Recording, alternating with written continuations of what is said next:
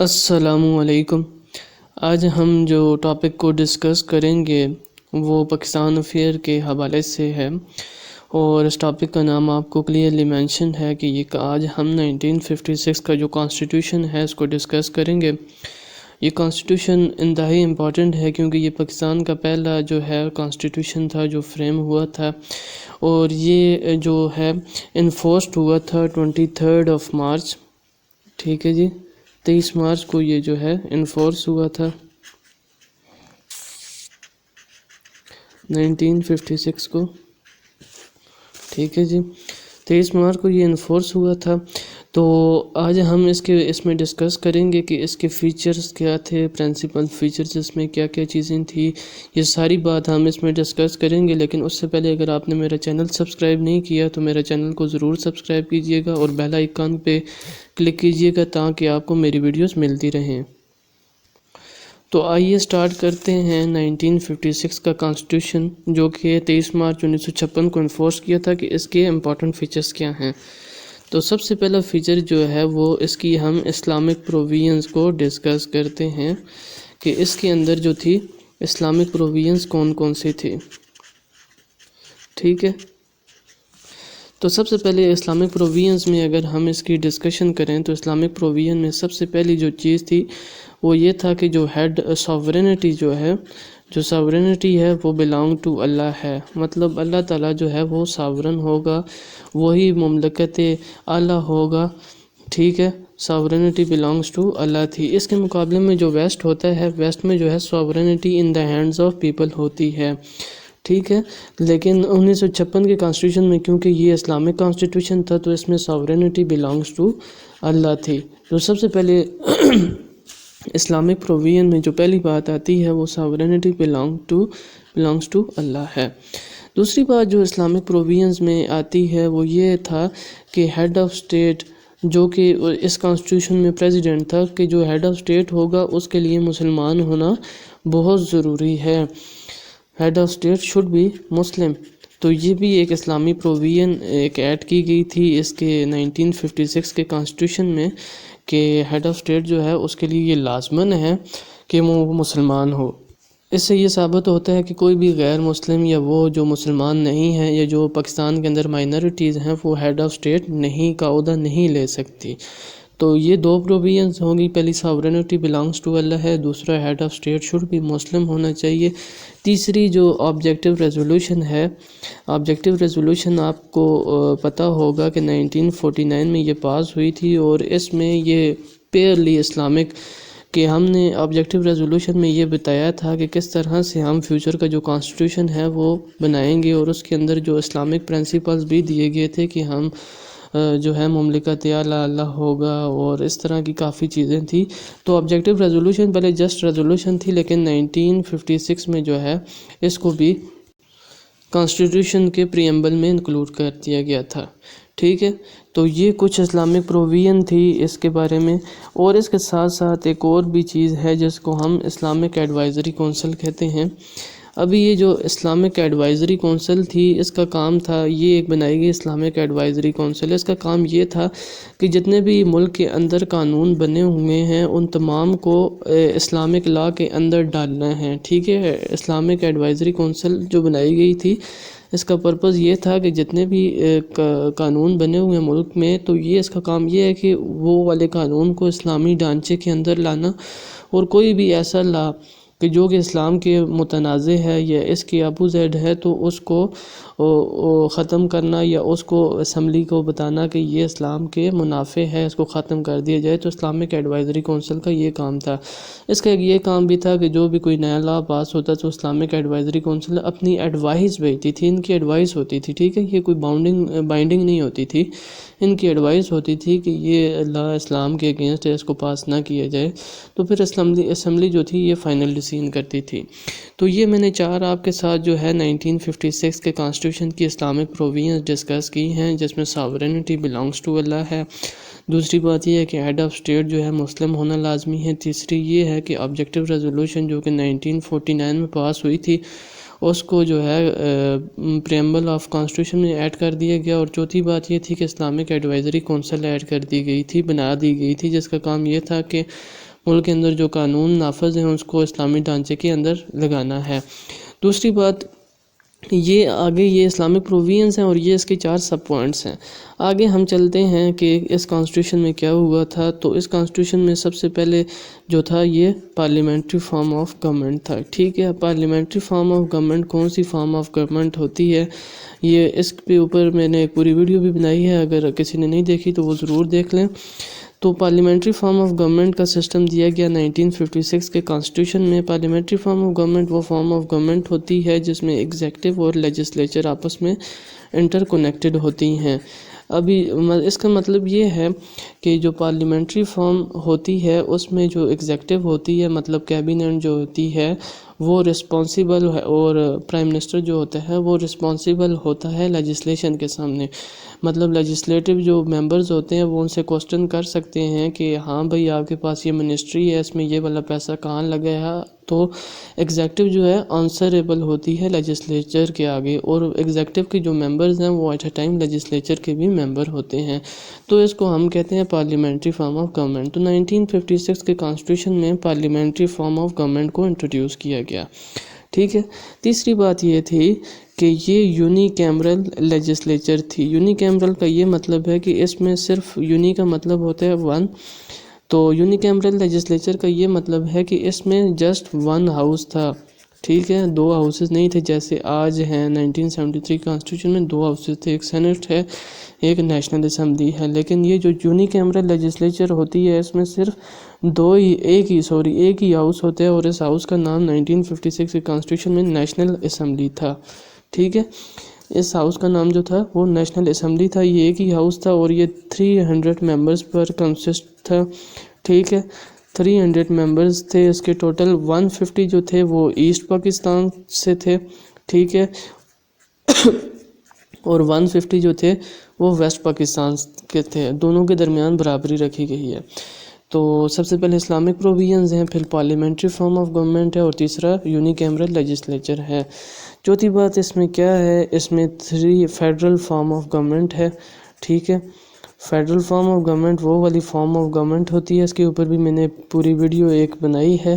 تو جس کو پورا اس کا کانسیپٹ لینا ہے تو وہ ادھر سے دیکھ سکتا ہے.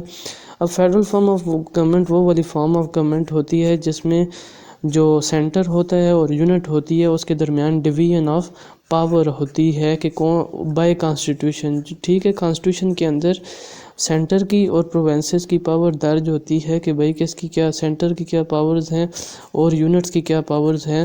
تو اس میں مینشن ہوتا ہے فیڈرل فارم آف گورنمنٹ میں. اس کا ریزن یہ ہوتی ہے کہ تاکہ جو سینٹر ہے وہ پروونسز کی چیزوں میں مداخلت نہ کرے، اور یونٹس جو ہیں سینٹر کی چیزوں میں اور سینٹر یونٹ کی چیزوں میں مداخلت نہ کرے. تو اس کو کہتے ہیں فیڈرل فارم آف گورنمنٹ. تو 1956 کا کانسٹیٹیوشن بھی فیڈرل فارم آف گورنمنٹ ہے. تو فیڈرل فارم آف گورنمنٹ کی وجہ سے اس میں 3 لسٹ سسٹم دیے گئے. ٹھیک ہے، اب 3 لسٹ سسٹم تھی، اس میں 3 لسٹیں تھیں. ٹھیک ہے، 3 لسٹ.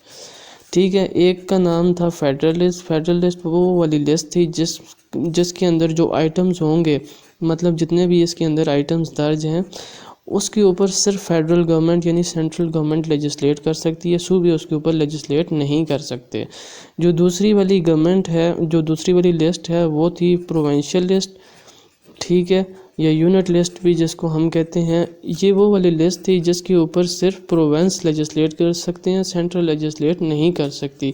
اور تیسری لسٹ کا نام جو تھا وہ کیا تھا، کنکرنٹ لسٹ. کنکرنٹ لسٹ وہ والی لسٹ تھی جس کے اوپر سینٹر اور پروونسز مل کے جو ہے قانون سازی کرتے ہیں، لیکن اگر دونوں میں ڈسپیوٹ ہو جائے تو سینٹر کی یا فیڈرل کی ول جو ہے وہ پریویل کرتی ہے. تو چوتھا جو فیچر میں نے بتایا آپ کو وہ فیڈرل فارم آف گورنمنٹ ہے جس میں 3 لسٹ سسٹم دی گئی. فیڈرل لسٹ جس کے اوپر صرف فیڈرل لا بنا سکتی ہے، دوسری پروونشل لسٹ ہے صرف پروونس بنا سکتی ہے، اور تیسری ہے کنکرنٹ لسٹ جس کے اوپر صرف دونوں مل کے جو ہے وہ لیجسلیشن کرتے ہیں. تو یہ ہو گئی چوتھا اس کا فیچر. پانچواں فیچر ہم اگر اس کا ڈسکس کریں تو وہ ہے ہیومن رائٹس.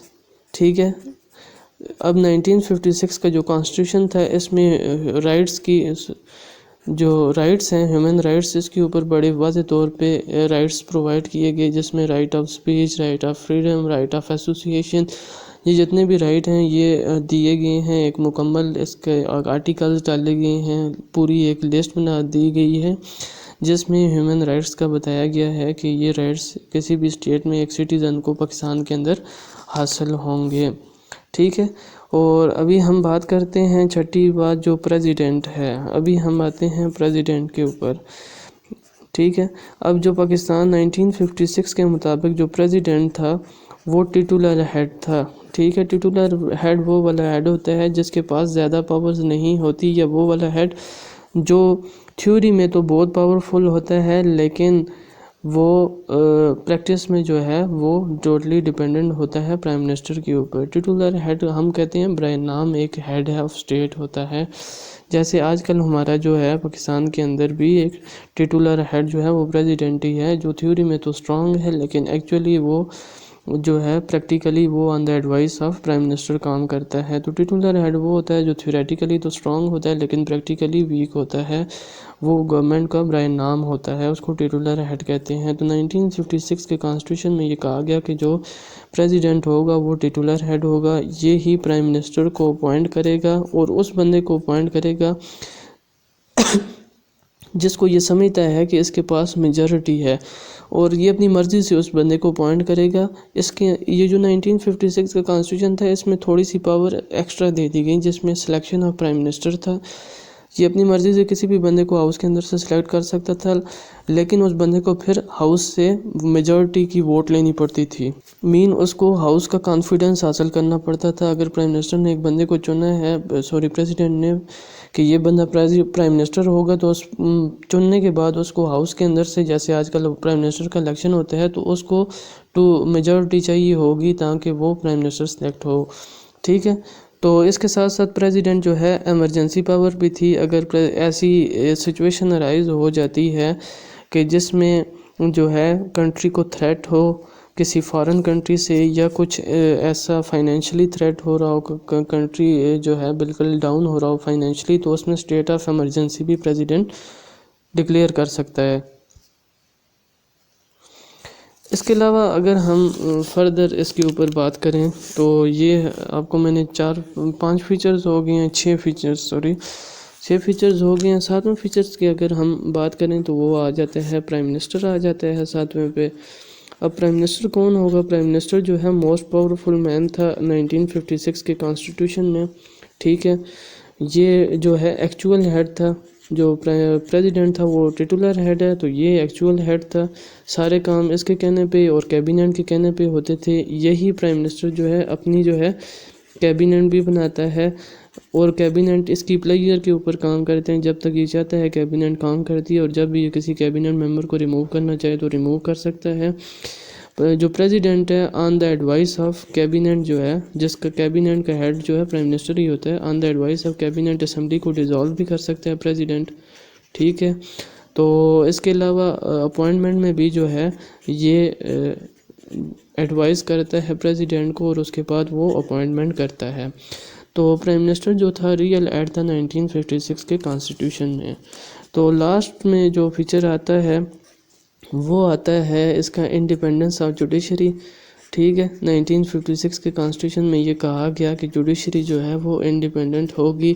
انڈیپینڈنس کا یہ مطلب ہے کہ اس کے اندر کوئی پولیٹیکل انٹرفیرنس نہیں ہوگی، اور اس کے ساتھ ساتھ اس کا ٹینور بھی فکس ہوگا کہ کوئی اس کو پہلے ریٹائر نہیں کر سکتا جب تک وہ اس کا ٹائم پیریڈ نہیں پورا ہو جاتا۔ جیسے 62 اس کی ایج تھی ریٹائرمنٹ کی، تو اس سے پہلے اس کو ریموو نہیں کیا جا سکتا جب تک انٹل کوئی اسپیشل گریو سچویشن ارائز نہ ہو، یا کوئی ایک اسپیشل پروسیس ہے جس کے ذریعے ان کو ریموو کیا جاتا ہے۔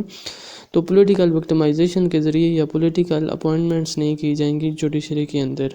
اور اینڈ والا ایک پوائنٹ میں بھول گیا ہوں جو سب سے ٹاپ پہ آتا ہے، ٹاپ پہ آنا چاہیے، وہ ریٹن کانسٹیٹیوشن ہے۔ جو 1956 کا کانسٹیٹیوشن تھا وہ ریٹن کانسٹیٹیوشن ہے، اور اس کے اندر جو آرٹیکل تھے وہ 234 ہیں۔ اس کے اندر جو آرٹیکلز تھے وہ 234 آرٹیکلز تھے، ٹھیک ہے۔ تو یہ تھا 1956 کا کانسٹیٹیوشن، جو میں نے آپ کے ساتھ اس کی جو ہے 9 پروویژنز ڈسکس کی ہیں۔ سب سے پہلے اسلامک پروویژنز تھی، پھر پارلیمنٹری فارم آف گورنمنٹ، پھر یونیکیمرل، اور پھر فیڈرل فارم آف گورنمنٹ، پھر ہیومن رائٹس تھے، اور پھر پریزیڈنٹ ہے، پرائم منسٹر ہے، اور انڈیپینڈنس آف جوڈیشری ہے۔ تو اگر آپ کو میری ویڈیو اچھی لگی ہو تو میرا چینل ضرور سبسکرائب کیجیے گا۔ اللہ حافظ۔